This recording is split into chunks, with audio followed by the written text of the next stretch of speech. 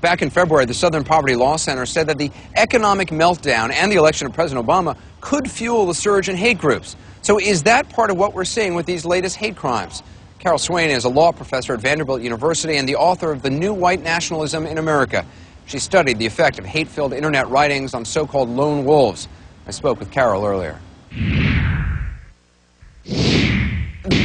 This devil's brew of conditions, you say, is kind of leading to an increase, not only rhetoric, but crimes as well. What do you mean by devil's brew? What are the conditions? Well, the conditions have been brewing for a long time.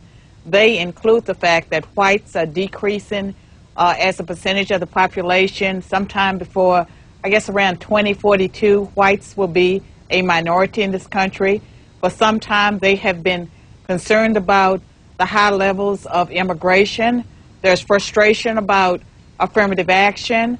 There's fear of minority crime.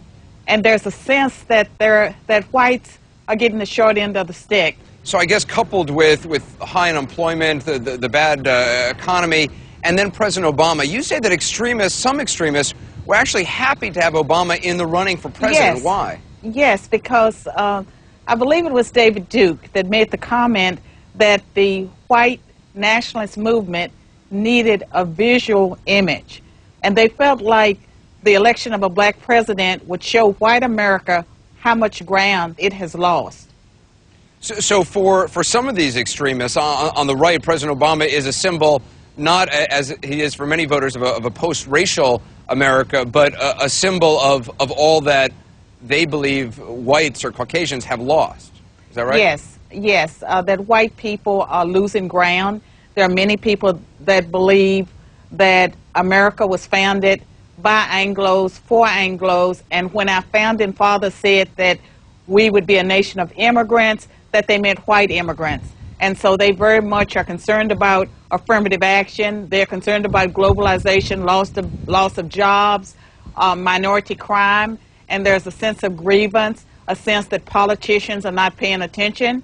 And there's a void out there, and there are some leaders that have stepped into that, and because of the internet, they can reach people, and they can feed on the fears of people that may be unstable. Do you see this is only getting worse?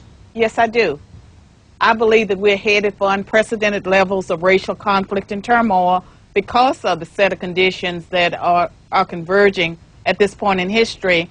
And it's not just whites. I think that the conditions will fuel violence among other ethnic groups, like black Latinos. We already having increased violence between those groups. It doesn't get discussed much, but black Latino, white black, all sorts of groups.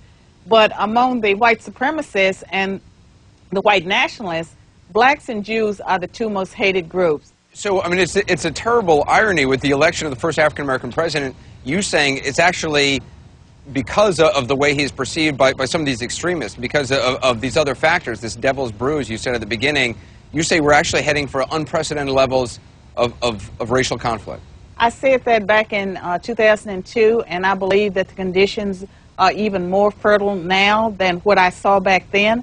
And yes, I do think that racial conflict and violence will increase, and I think we are making a mistake by pretending that it's not out there, or pretending that there isn't a lot of fear and uncertainty among white Americans that are not haters. They don't belong to any type of organized hate group, but they face an uncertain future.